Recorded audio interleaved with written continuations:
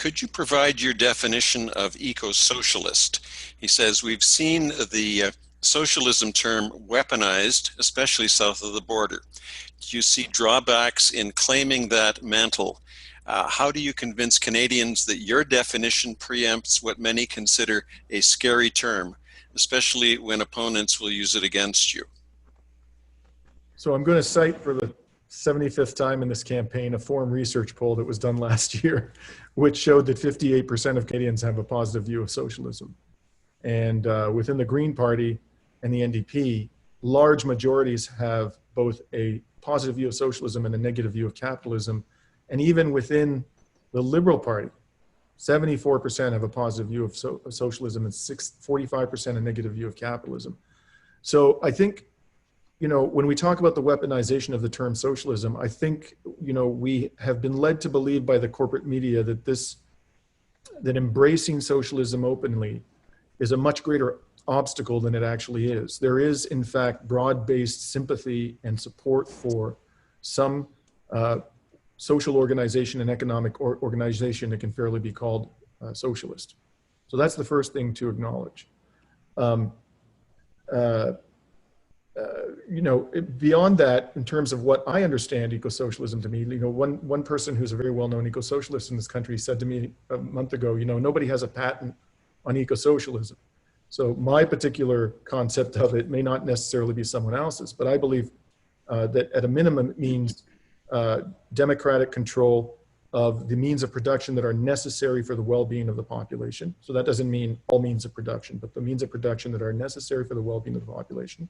And I stress the word democratic. I'm not talking about a top-down hierarchical structure of control, but control at a grassroots level. So for example, we're very, very supportive of the concept of worker cooperatives. We want to facilitate worker cooperatives, both in terms of with training and with financing. So that's one aspect of eco-socialism. Another is we eliminate extreme wealth. And by that I mean wealth that is so substantial that it can actually be deployed to corrupt the democratic process, which is done in this country on a daily basis. Thirdly, the elimination of poverty and homelessness. There should be no poverty or homelessness in this society. And I think that that's a principle that should appeal to anybody, whether you call yourself a socialist or not.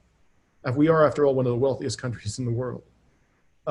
Fourthly, a society that is truly peaceful, both domestically and on the international stage, fundamentally committed to peace. A society that is fundamentally committed to the rule of law and the equal application of the law. A society that has zero tolerance for racism, both at the micro level and especially on a systemic level. And a society that is fundamentally sustainable, that respects Mother Earth and that has facilitated, you know, our reintegration into the natural processes. We've been divorced, taken away, ripped away from the natural environment. And this is having very negative spiritual impacts on humanity. And we're seeing this in the way, you know, in the mental state of our youth today. I mean, they're so traumatized by what is happening to the planet and the way we become destructive and heedless of the health of our planet, that we cannot, you know, abandon this destructive system quickly enough. So this is ultimately, you know, the core of what I call eco-socialism. I'm not talking about anything more than that. And I believe that when you explain that to people, it will appeal to a vast majority of Canadians. I think those concepts are something that we can easily inspire Canadians to support.